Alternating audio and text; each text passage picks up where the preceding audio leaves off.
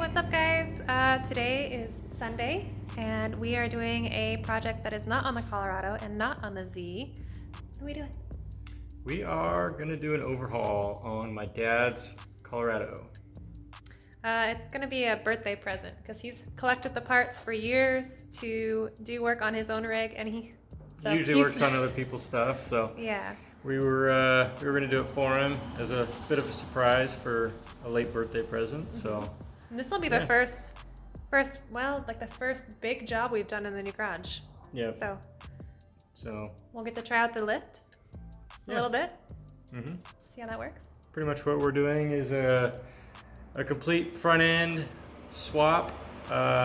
Take all the old front suspension out and bolt in HUMMER H3 parts. They are mostly a direct bolt in swap for some extra travel, bigger brakes, bigger hubs and axles. So This is his daily, but he's got all these cool parts sitting here, so yeah, it doesn't have to be boring because it doesn't have to be stock. Yeah. So, okay, let's get to it. All right. We are limited on time because we kind of stole his pickup. So. Yep. He doesn't know we have it. Let's get to work.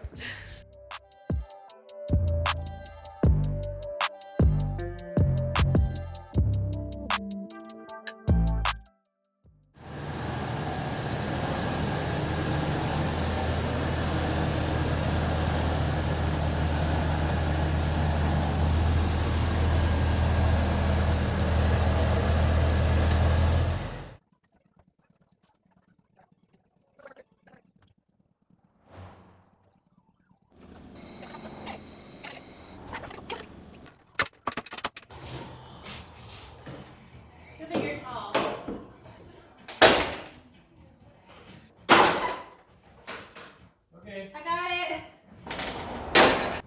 Hey. That's in rough shape. Okay, what parts do you have?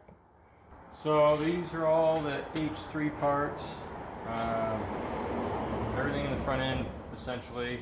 Rotors, we got calipers down there. Tie rod ends, front shocks, upper A-arms, CV axles, sway bar, front hubs. The other one's still drying with paint, and the lower A-arms. And so I was guessing this is probably going to lift the front a couple inches. And so we've got some add-a-leaf rear leaf springs. Front brake lines, you'll need longer front brake lines since the front end's about 2.5 inches wider per side, between 2 to 2.5 inches wider. And non-captive rotors is a huge benefit for this. So you don't have to press out studs to change your brake rotors or change a hub. Oh yeah, we've got a new grill, new headlights. Somebody backed into him a couple years ago and he's had new parts to fix it, but no time to fix it. So yeah, the old grill's a little tired. Just folded in half as soon as it came off. Yeah. Anything else?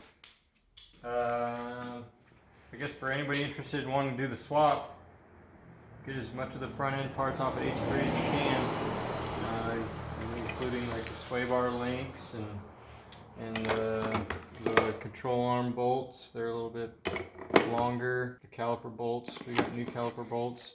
The ones from GM are very expensive, so these are actually off 2005 and up Nissan Frontier, and get those at O'Reilly's.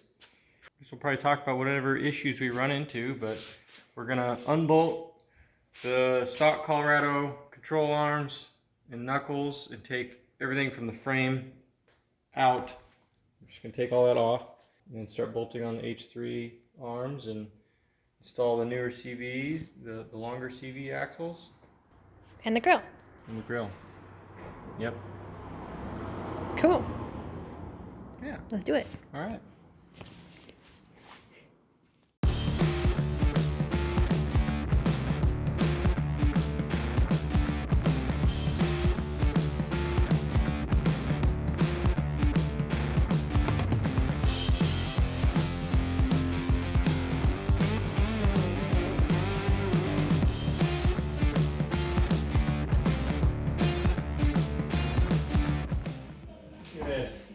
Working in our garage on the lift.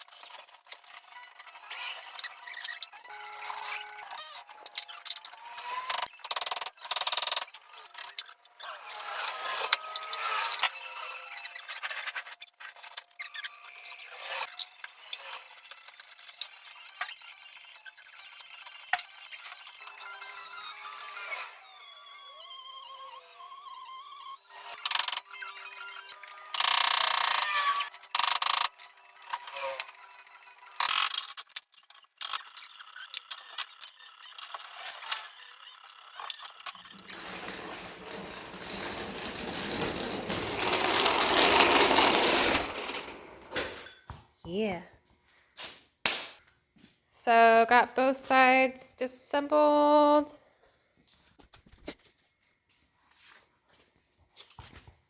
We're gonna call it a night. Yep. Do some more tomorrow. Yeah. Want cables?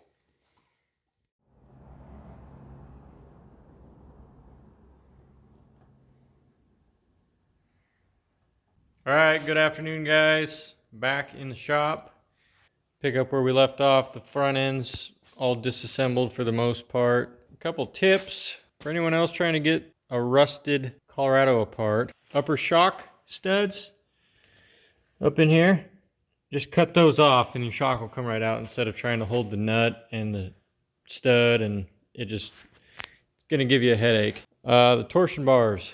These ones were stuck in the A-arm mounts, and as you can see, they still are. The mounts are held on with 3 bolts, 3 Torx drive bolts, and the bolts are coming this way. So what I ended up doing was cutting the bolt and nut off on this side for these 2, and then I was able to hold the head of the bolt with vice grips on this one and then loosen the nut on this side. You can't get a Torx in there when everything's assembled, so that's what I ended up doing to get both of these out. I still need to knock these plates off of the torsion bars so that they can be used with the H3 lower control arms. They don't have a bracket on the H3 arms, they're just a pocket integrated into the arm. So I'm going to get to cleaning up some of this rust in here. It's pretty gross. So I'll take a wire wheel and do some rust converter and get some fresh paint on there. So here we go.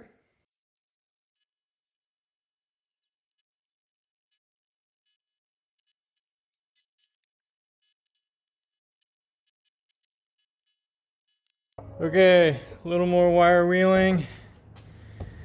I think it's ready for rust converter. Got a nice pile of dust and rust down there. Time for the other side now. This is getting a little ridiculous. Trying to get the end off here. Cut clear through. Still stuck. What the heck? Now the other side.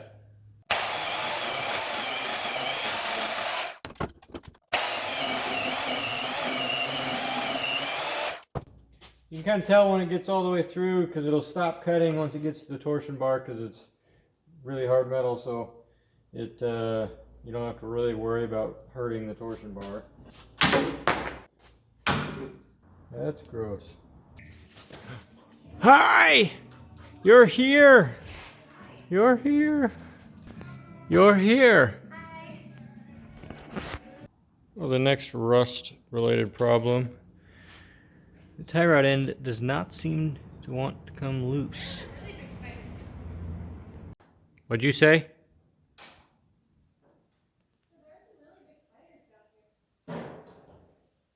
Don't like that. I just killed one. My hero. One last spider in the world. I need fire.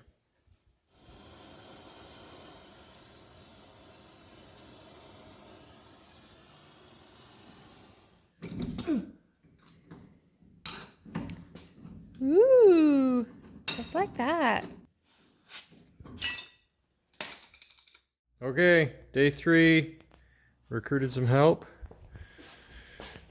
My brother's here. He's thrilled. Autumn's back there doing Z things. Before we painted this, I needed to make sure these Fox shocks were going to fit, because I had heard some people having issues clearing the bump stop brackets. So some people have cut them off and relocated them. That seemed like a lot of work, so we're just going to use that thing right there. So I'm going to let him see if he can hurt himself. fine, I don't need to reuse that brake line.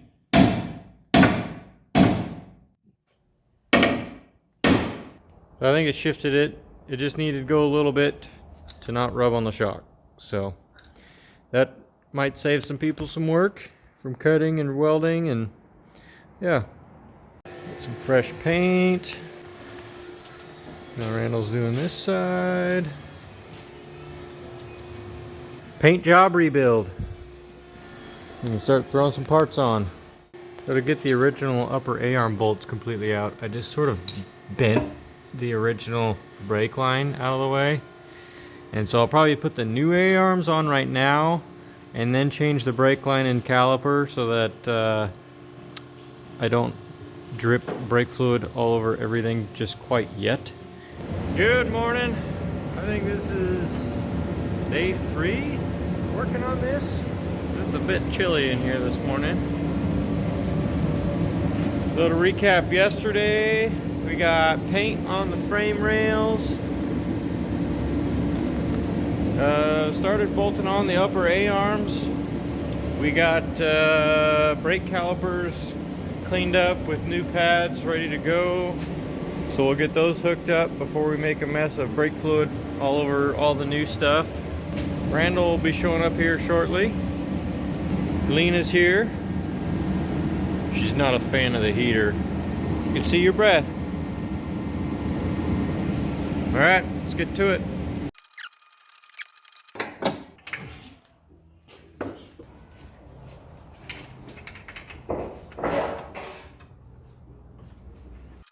Okay, old CV's axle's out.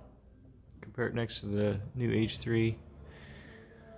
Couple inches longer, and the joints themselves are noticeably bigger, so that'll be a nice upgrade. The H3 splined end on the hub is 33 spline. I don't remember what the Colorado is, like 27 or 28, but yeah, quite the upgrade.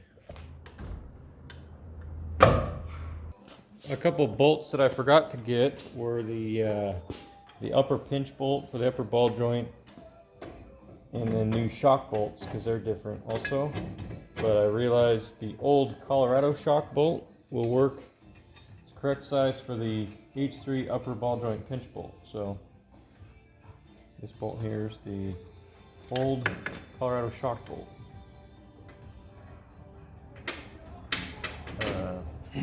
Too much paint?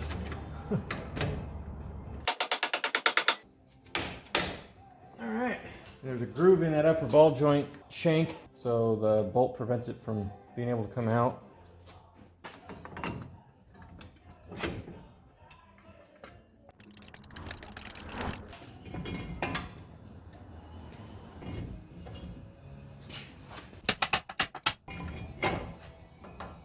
These are those Nissan Frontier bolts I was talking about that are way cheaper than the H3 bolts.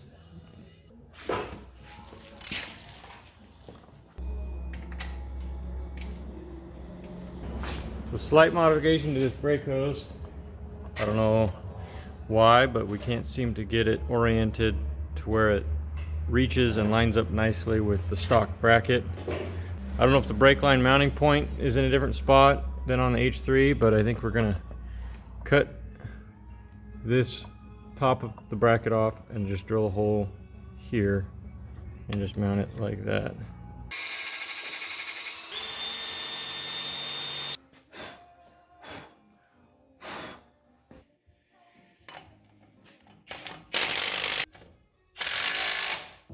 Trying to get the torsion bar in on this side now. Put some anti-seize on the end to keep it from rusting up again. Okay, now I need to replace the end of this ABS wire with the Colorado connector. So I just cut a chunk off of the original Colorado section of wiring, kept the bracket, and then this little grommet so it would fit back into the clip. And then I will just cut the H3 wire somewhere where it'll reach. And now I can just splice those two wires together and put some heat shrink, and the ABS should work like normal.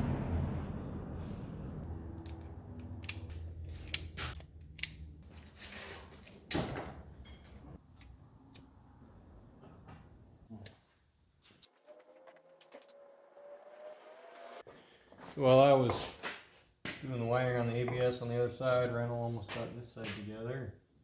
Forgot to compare earlier. These rotors are about 12.5.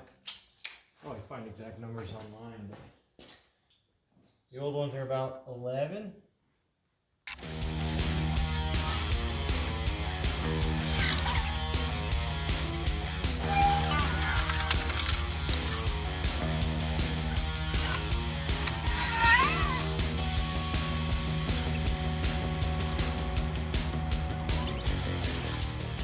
Okay, both sides are all together. Brakes are bled. Tires will go on.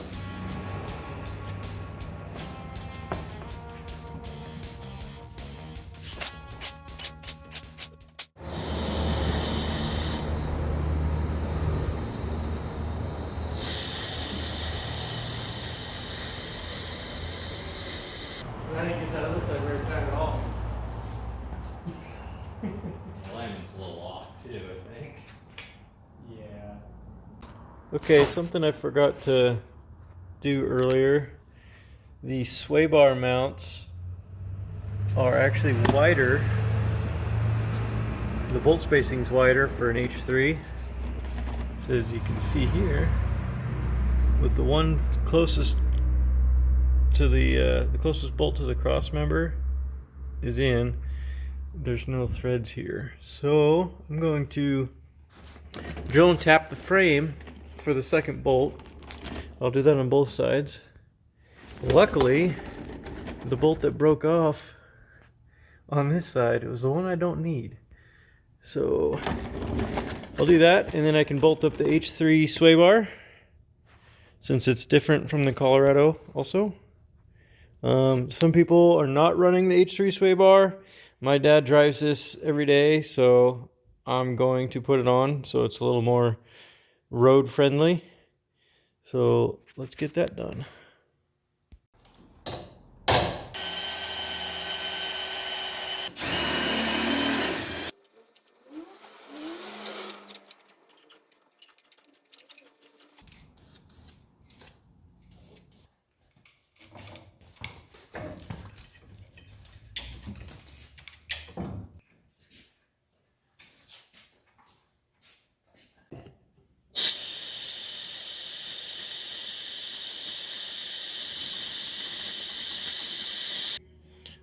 After the add leaves, I wonder if they need to settle or something, because it's kind of still sitting rear high.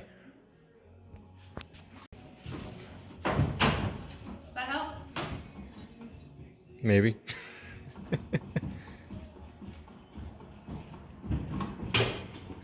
Put Lena in the bed.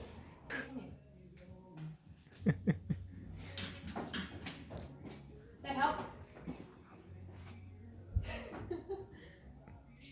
Looks pretty nice. Well guys, I think it's all done. Ready to go get an alignment. Got the add leaves put in the back, so it's mostly level now. Hi Lena. So I'd say it's a few inches taller. And I swapped out the original factory size 29-inch tires and 15-inch wheels. And so these are a 31.5 with a 17-inch wheel.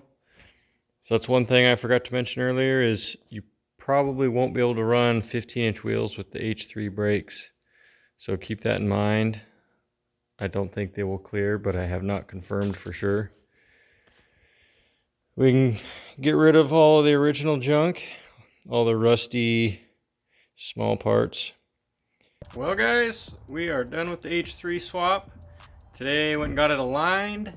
and then washed it, and my brother and Autumn helped buff it, so it's all nice and shiny now. So it ended up being a little bit taller.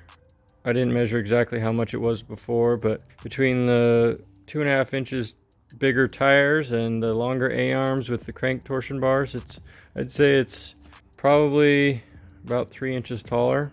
And the new front end's looking good, and the paint is looking much better. It was pretty neglected. So after the alignment and the test drive on the highway, I could say it drove fantastic.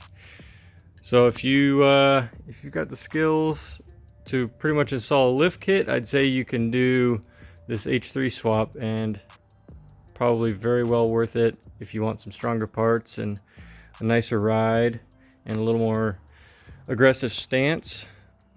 So he'll get home tonight after work and see it, and hopefully like what we did. But I think that's it for this video. Thanks for watching.